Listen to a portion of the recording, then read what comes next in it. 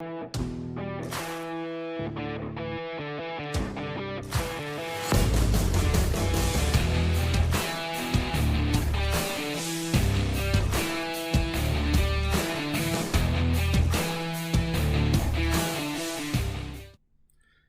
guys, welcome back to Collecting Nolan. This is Russ, and today is another end of the week where we get to look at the top eBay sales for Nolan Ryan cards. So let's go ahead and get started and look at some Nolans. Honorable mention.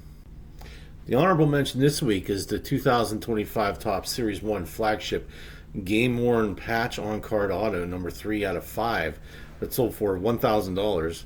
Nolan has 12 cards available in the 2025 Topps Series 1 set, including this autograph patch. This autograph patch comes in bronze, black, red, and platinum parallels. 2025 Topps is a 700 card set released in two 350 card series. Each hobby box yields an autograph or a relic, while hobby exclusive jumbo boxes have an autograph and 2 game used relics. Number 10 is the 1982 O-Pee-Chee number 90 and a PSA 10 that sold for $1,440. There are only 32 PSA 10 copies of this card and only 331 total 1982 number 90 cards graded in general.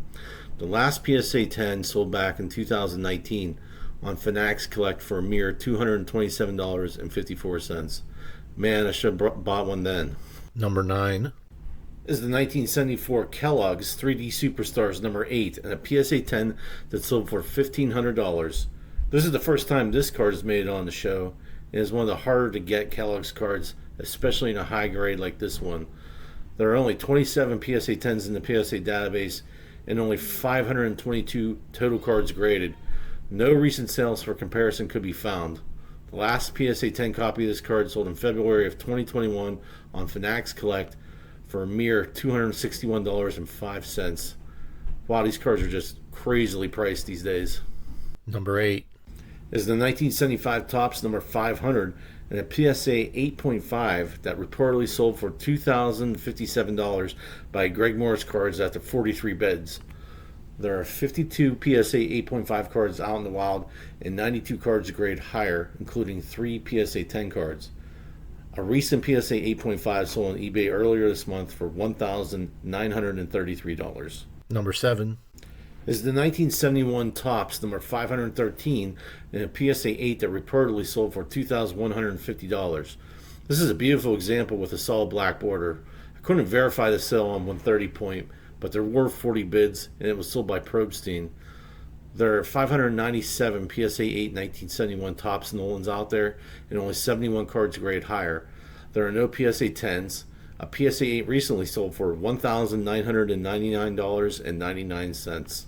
Number 6 is the 1969 Topps number 533 and a PSA 8 that reportedly sold for $2,226. Again, I couldn't verify the sale on 130 point, but there are 53 bids on eBay and sold by Probstein Auctions again. Maybe it takes time for sales to process on 130 point. I'm not really sure. There are 896 PSA 8 1969 Topps Nolans out in the wild with only 187 cards grade higher, including 130 PSA 9s and only 3 PSA 10s. PSA 8s have recently sold on eBay for $2,125 and $2,250, both in July of this year. Number 5 is the 1991 Topps Tiffany number 1 and a Gem Mint PSA 10 that sold for $2,500. This Tiffany and the 1984 base Tiffany, I think, are the only Tiffany's I don't own yet, and this one is a beauty. There are only 32 PSA 10 copies of the 1991 Tiffany out there, and only 258 cards graded in total. No recent sales for comparison across any venue could be found. The last one sold in October 2022 for $690. It's incredible how the PSA 10s are going up, almost exponential growth at this point. Number 4 is the 1985 Topps Tiffany number 760 and a PSA 10 that sold for $2,850. I love this card from 1985, especially the Tiffany version. Almost all the 85 Tiffany's acquire a more cream color border and background as time goes on. However, this one appears pretty white still. There are only 48 PSA 10s in the PSA database and only 659 Tiffany's grade in general from this year. The most recent sale of a PSA 10 1985 Topps Tiffany Nolan Ryan occurred in May 2024 for $1,260. Number 3. Is the 1991 Topps Desert Shield number 1 and a PSA 10 that reportedly sold for $3,645. I say reportedly because I couldn't verify the sale on 130 Point. There was only one bid on eBay and it was being sold by Probstein. I don't know if it sold for sure. There are only 60 PSA 10s out there of this card and only 681 total Desert Shield Nolan's number 1 graded total. So if you don't know about the Desert Shields, these were distributed by Topps to soldiers overseas during the Desert Storm conflict in Iraq in 1991. The total population is unknown, and many of these cards were left behind or used as tinder for fire, based off of what I've heard.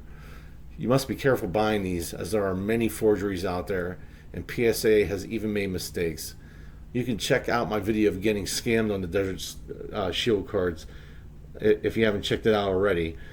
I'm not sure if PSA still grades these due to the number of fakes out there. Please be careful because there are some excellent fakes out there. A previous sale of a PSA 10 Desert Shield occurred in April of this year for $4,617.89. Number 2. Is the 1968 O-Pee-Chee Jerry Koosman and Nolan Ryan rookie card and a PSA 6 that sold for $7,250. Look at this banger, guys. What a sharp example of an O-Pee-Chee. There are only 19 PSA 6 copies of the 68 O-Pee-Chee rookie and only 54 copies graded higher. There are no PSA 10s or 9s in existence and only 13 PSA 8s. There are only 205 total 68 O-Pee-Chee Nolan rookies graded in the PSA database. The most recent sale of a PSA 6 O-Pee-Chee occurred in August of 2018 for $1,121.21. This just demonstrates the power of vintage Nolan Ryan cards. And finally, number 1. By a light year is the 1968 Topps Jerry Koosman and Nolan Ryan rookie card in an incredible SGC 9.5 that sold for a paltry $132,500, guys. This sale is kind of funny though. I don't want to get my hopes up yet. It checks out on 130 Point, but when I look at the pop report for this card on the SGC website, the certification number could not be found. Is this a real card? There are 4 SGC 9.5 cards in the population per report and only 2 cards grade higher. No recent sales of an SGC 9.5 Ryan rookie have been reported. The last SGC 9.5 Nolan rookie sold on Golden Auctions in April of 2022 for $62,402. Previous to that, one sold in October of 2020 for $32,600, and the other one sold for $25,166 in July of 2019. Of note, all of the other certification numbers on all of the other sales that I looked into checked out no problem. This one did not. It said it couldn't find the number, so this one's kind of fishy to me. Not sure what's going on here, guys. But that does wrap it up for this week. So, I hope you guys enjoyed the show. Please let me know what you think of the cards, especially that SGC 9.5. What do you think is going on there? But thank you for watching. I appreciate all your support, and I'll see you at the next one. Thanks. Bye.